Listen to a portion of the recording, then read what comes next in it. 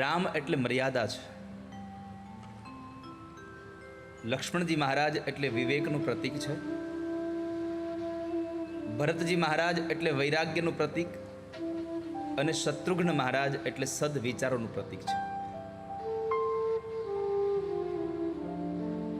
માં જાનકીનું પ્રાગટ્ય સ્ત્રીનો ધર્મ શું છે એ બતાવવા માટે થયું.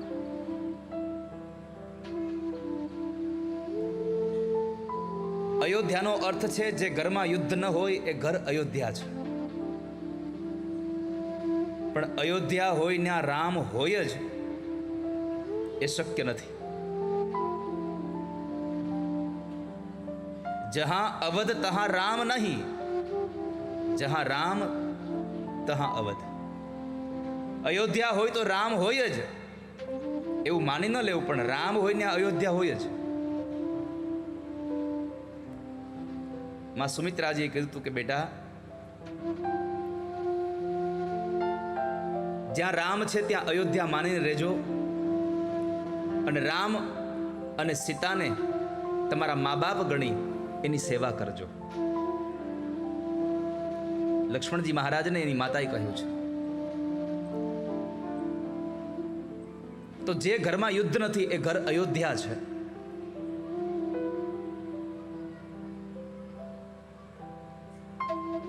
જ્યાં મર્યાદા હોય ને કોઈ દી યુદ્ધ ન હોય, એટલે જ્યાં રામ હોય ત્યાં મર્યાદા હોય, મર્યાદા હોય ત્યાં યુદ્ધ ન હોય, એટલે એ ઘર આપોઆપ અવધ બની ગયું. માટે જીવનમાં મર્યાદા બહુ જરૂરી છે. રામચરિત માનસને વાંચશો તો ખબર પડશે કે આપણી મર્યાદા ક્યાં ક્યાં આપણને કામ લાગી છે. વિવેકને તમારે જાણવો હોય તો રામચરિત માનસમાં લક્ષ્મણજી મહારાજના પાત્રને એકવાર વાંચી જુઓ, તમને વિવેકની ખબર પડી જશે કે વિવેક શું કહેવાય. કેટલો વિવેક, કેટલી મર્યાદા, કે જ્યારે રામ અને લક્ષ્મણ બે ભાઈઓ માં જાનકીને શોધ માટે નીકળ્યા અને એમાં બરાબર કાનનું કુંડળ મળ્યું, એટલે રામજી ઉઠાવીને કીધું, જો તો લક્ષ્મણ આ તારા ભાભીનું છે. લક્ષ્મણે કીધું કે હું કુંડળ નહીં ઓળખી શકું, આ કોનું છે. કેમ?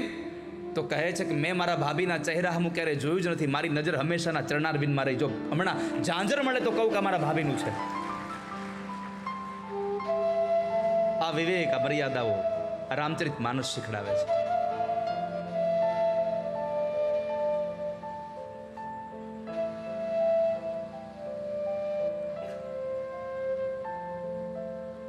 વૈરાગ્ય કોના જેવો? ભરતજી મહારાજ જેવો વૈરાગ્ય. જે માએ પોતાના દીકરા માટે રાજગાદી માગી તો એ દીકરો પોતાની માને એમ કહે છે કે મને તને માં કહેતા પણ શરમ આવે છે. આ ભાઈઓનો પ્રેમ છે. માં જેવી માને કહ્યું કે હું તને કેમ માં કહું, તે મારા ભાઈને જંગલમાં મોકલ્યા. જેના માટે વરદાનમાં ગાદી માગી હતી એને ગાદીએ ન બેઠા જંગલમાં જઈ પોતાના ભાઈને પાછા લાવવાના પ્રયત્ન કર્યા, પણ પોતાના ભાઈએ કીધું કે પિતાજીના વચનને ખાતર મારે રહેવું પડે, ને તો પિતાના વચન તૂટી જશે. હમણાં 14 વર્ષ વયા જશે. તો પોતાના ભાઈની પાદુકા લઈ આવ્યા, રાજગાદી ઉપર એને પ્રસ્થાપિત કરી દીધી. પછી ભરતજી મહારાજ અયોધ્યાની બહાર નંદીગ્રામની અંદર જમીનમાં ખાડો કરાવી, એમાં કાંટા નખાવી અને એમાં સૂતા. કેમ? જ્યારે જંગલમાં ગયા ત્યારે જોયું કે એના મોટા ભાઈ રામ જમીન ઉપર ઘાસની પથારી કરતા હતા. એટલે વિચાર્યું કે મારા મોટા ભાઈ જમીન ઉપર જો ઘાસની પથારી કરીને સૂતા હોય તો મારે જમીનમાં ન રહેવાય, એટલે ખાડો કરાવ્યો. અને ઘાસની પથારીમાં મારા ભાઈ હોય તો મારે ઘાસમાંય ન સુવાય, એટલા માટે એને કાંટાની પથારી કરાવી અને પોતે કાંટામાં સૂતા છે. જ્યારે ભાઈઓ પ્રત્યે આવી ભાવના જાગશે ત્યારે રામ રાજ્યની સ્થાપના થાય સંસારમાં. જ્યારે અમારું છે એવી ભાવના આવશે ત્યારે રામ રાજ્યની સ્થાપના થાય. આ મારું, આ તારું. પ્રભુ રામ જ્યારે નાના હતા અને રમતા હતા, આંગણામાં બધા લોકો, બધા ભાઈઓ રમતા હતા અને બધા વડીલો બેઠા હતા ઉપર.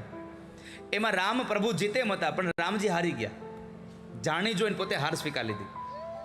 એટલે વડીલોએ પૂછ્યું કે બેટા રામ, તું જીતે એમ હતો તો તું શું કામે હારી ગયો? ત્યારે પ્રભુ રામે જવાબ આપ્યો કે મારા ભાઈઓ જીતી અને ખુશ થાય એટલા માટે, મારા ભાઈઓ જીતી અને ખૂબ રાજી રહે એટલા માટે હું હારી ગયો. પણ માં, પિતાજી એક વાત કહું, જીત મારી થાય કે મારા ભાઈની થાય, જીત થાય છે તો અંતે અમારી ને.